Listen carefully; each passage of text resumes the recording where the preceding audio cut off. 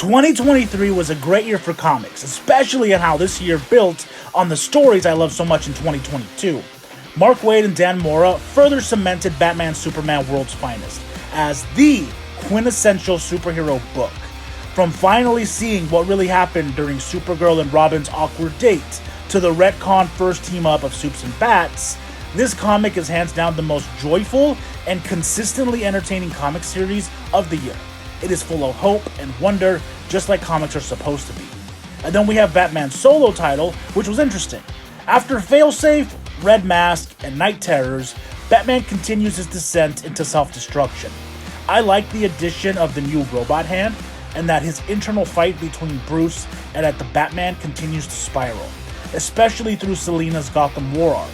Seeing Selina transform crime in Gotham is a bold and interesting take, and seeing Bruce completely lose it, specifically being so black and white, causing more turmoil and division in his Bat family, is heartbreaking to see, but it's powerful. I just wish the family could be functional for once. Williamson and Zdarsky give us snapshots of what the Bat family can be, but it doesn't last. Batman can't let it. This itself is the tragedy of Batman. Luckily though, we did get some great Bat family moments in Tom Taylor's ongoing Nightwing, which again was glorious this year.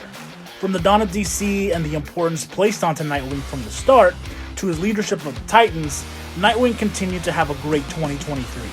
Nightwing 100 was an especially beautiful moment for Dick Grayson. Comics are supposed to be wild and imaginative, so the fact that we got a Justice League versus Godzilla vs. Kong crossover is exactly the type of shit comics are meant to do. The art in this book has been nothing short of phenomenal, and there has been nothing more badass than seeing Godzilla standing atop a basically dead Superman. And then we had the X-Men. 2023 was not kind to the X-Men. We got the Fall of X, which has put an end to the mutants' Krakoan paradise. Starting at the Hellfire Gala, we got a shockingly violent attack on all of mutant kind. It's something poignant and something familiar. Some of my favorite aspects of the Fall of X has been the addition of Miss Marvel as a mutant. It works, she's fun, and her being part of the X-Men just makes sense. Kitty Pryde has also been kicking a lot of ass, and I like the leadership position that Synch has been given. Emma Frost has been a fucking standout, both in the X-Men comics and the Invincible Iron Man run. Her entire relationship with Tony Stark has been something I've rather enjoyed, and seeing Emma slay as her alter ego Hazel Kendall has been something that we deserve after all the death and destruction that happened at the Hellfire Gala. I look forward to seeing her take back what's hers. And then we have Cyclops. Cyclops ain't doing too good. Besides relationship problems all around, and his villainization for opting for brute genocide earlier in the year, he has been shelved for the majority of Fall of X. But at least he still holds true. However, if we're talking about comics of the year, there was nothing, and I mean nothing, that comes close to the excitement, the engagement, and the connection I had whilst reading, week to week, the Shinjuki showdown between the King of Curses, Ryomen Sukuna, and the Honored One, Gojo Satoru.